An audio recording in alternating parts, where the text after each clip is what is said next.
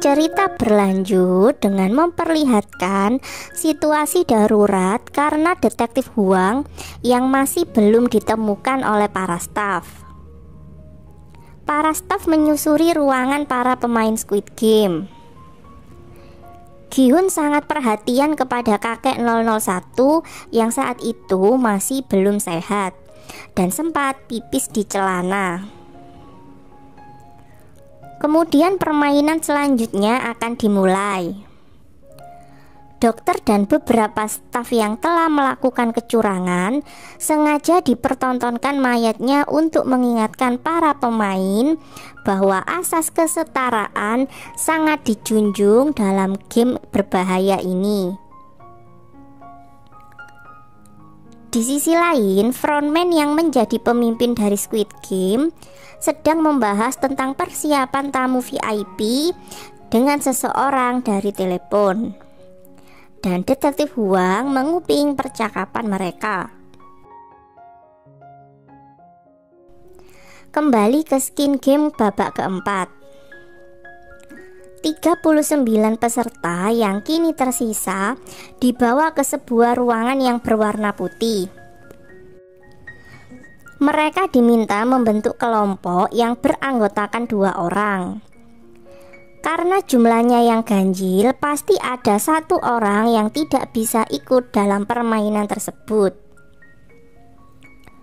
Mereka tidak pernah diberitahu tentang permainan selanjutnya, sehingga sulit untuk membuat pilihan ingin membentuk kelompok dengan siapa. Kemudian Sang Woo memilih berkelompok dengan Ali karena dia berpikir mungkin saja permainan selanjutnya bisa dimenangkan jika beranggotakan tim yang kuat.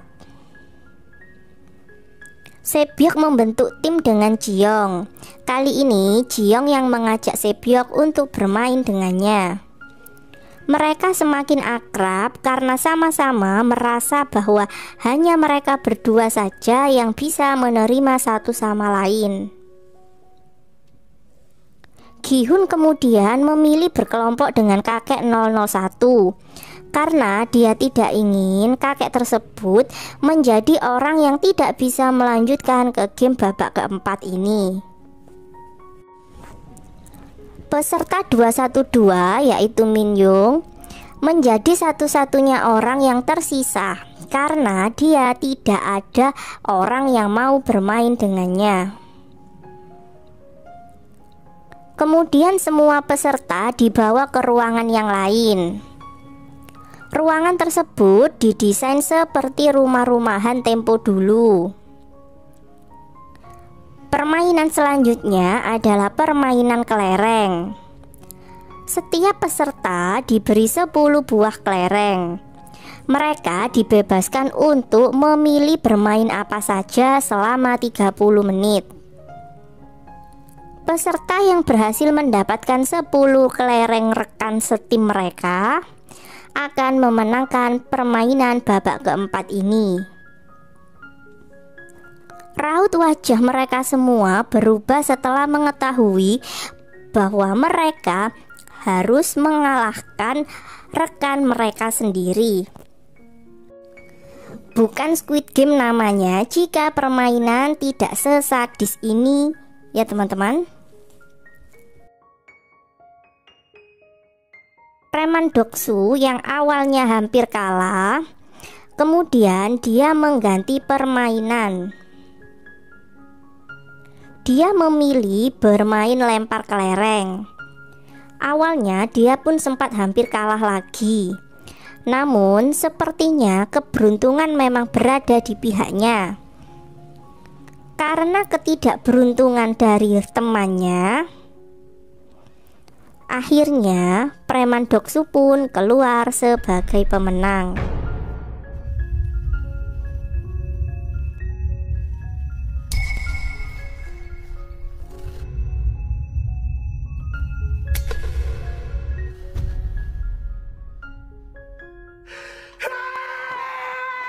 Sebyok dan Jin Young memilih untuk menikmati waktu yang mereka miliki dengan bercerita satu sama lain. Mereka memutuskan bermain kelereng di menit-menit akhir permainan. Mereka menyadari bahwa salah satu dari mereka akan mati. Karena itulah inti dari permainan ini. Sebyok memiliki keinginan sederhana untuk bisa membuat adiknya hidup layak dan bahagia. Sementara itu, Jinyong ternyata seorang yatim piatu. Ibu Jinyong telah meninggal dibunuh oleh ayahnya sendiri. Dan Jinyong pun sejak kecil hidup di dalam penjara karena telah membunuh ayahnya. Mereka menjadi dekat satu sama lain dan berencana akan liburan ke Pulau Jeju saat bisa keluar dari tempat permainan ini. Namun kemudian mereka kembali tersadar bahwa itu tidaklah mungkin terjadi, bahkan setelah memenangkan game ini. Waktu mereka pun hampir habis. Jinyong memiliki ide untuk bermain lempar kelereng. Siapa yang bisa melempar kelereng lebih dekat dengan sasaran akan langsung menang dan mendapatkan semua kelereng rekannya. Jinyong menyuruh Sebyok melempar terlebih dahulu. Ternyata Jinyong sengaja membuat dirinya kalah dengan menjatuhkan kelerengnya. Jinyong merasa Sebyok lebih pantas menang karena memiliki keluarga dan tujuan hidup daripada dirinya. Sebyok marah dan juga sedih melihat pengorbanan Jinyong. Karena seiring berjalannya waktu, Sebyok pun merasa mendapatkan seorang teman dalam kehidupannya yang menyedihkan selama ini.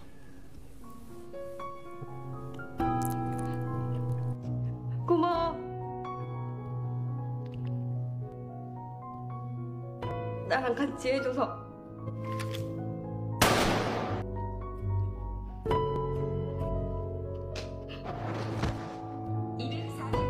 Di sisi lain, Sangwoo dan Ali mengalami keraguan dalam hati mereka. Ali tidak ingin bertanding dengan Sangwoo karena menganggap Sangwoo adalah orang yang selama ini baik padanya. Sangwoo dan Ali sudah seperti kakak beradik dari seiring berjalannya waktu di permainan berbahaya ini.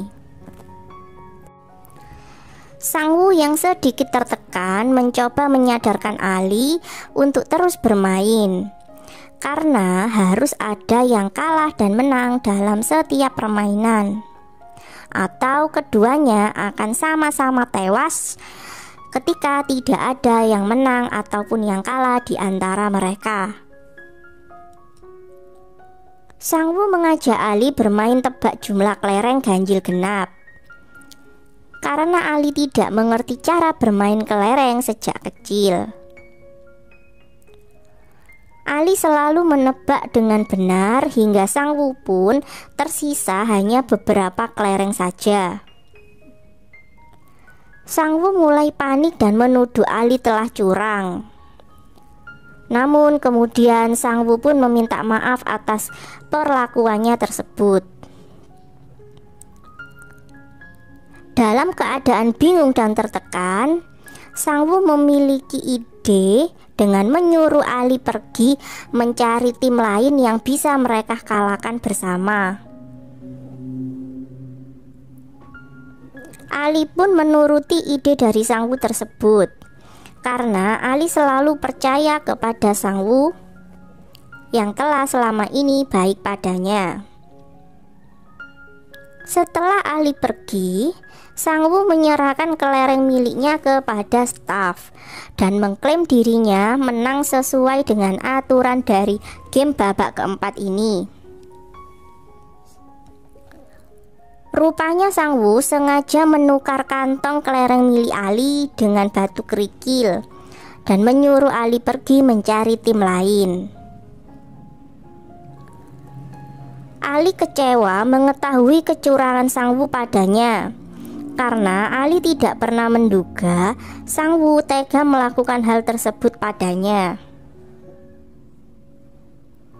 Sang Wu sendiri terpaksa melakukan hal tersebut untuk menyelamatkan dirinya. Walaupun akhirnya dia mendapatkan penyesalan terbesar karena telah mencurangi teman baiknya.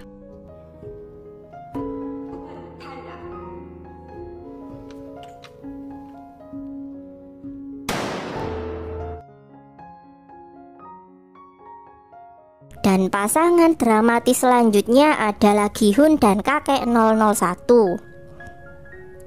Gi-hun tidak tega jika harus mengorbankan kakek 001. Namun sebuah fakta bahwa Gi-hun memiliki tanggung jawab untuk bisa keluar hidup-hidup dari game ini membuatnya terpaksa melakukan hal tersebut. Kakek 001 tiba-tiba mengalami demensia dan terkadang lupa bahwa dirinya saat ini sedang bermain dalam game berbahaya. Gi-hun mencoba membujuk kakek untuk bermain kelereng dan segera menyelesaikan permainan ini. Mereka berdua bermain tebak jumlah kelereng ganjil genap. Kakek 001 rupanya lebih handal menebak jumlah kelereng daripada Gi-hun. Saat Gi-hun hampir kalah, kakek 001 tiba-tiba kembali kambuh demensianya. Hal ini kemudian dimanfaatkan oleh Gi-hun untuk membalikkan permainan. Gi-hun sebenarnya tidak tega melakukan hal tersebut kepada kakek. Gi-hun selalu menangis menyesali apa yang telah dia lakukan. Saat Gi-hun akan menyerahkan kantong kelereng kepada staf, rupanya kakek 001 masih memiliki satu kelereng tersisa. Dan mereka pun harus kembali meneruskan permainan. Kakek 001 mengajak Gi-hun bermain dengan mempertaruhkan seluruh kelereng yang mereka miliki. Gi-hun kaget dan marah kepada kakek 001. Gi-hun merasa hal tersebut tidak adil, karena dia tidak mungkin mempertaruhkan semua kelereng yang berhasil dia dapatkan. Kakek 001 pun kemudian menasehati Gi-hun jika tindakan Gi-hun yang mencurangi kakek 001 saat demensianya kambuh adalah sesuatu yang salah. Kakek 001 kemudian dengan sukarela menyerahkan satu kelereng miliknya kepada Gi-hun. Dan kakek 001 pun sangat berterima kasih karena selama ini Gi-hun selalu baik padanya. Kakek 001 pun akhirnya bisa mengingat namanya kembali sebelum dia berpisah dengan Gi-hun. Gi-hun hanya bisa menangis menyadari kesalahannya. Dia sebenarnya sangat menyayangi si kakek, namun dia harus melakukan hal tersebut.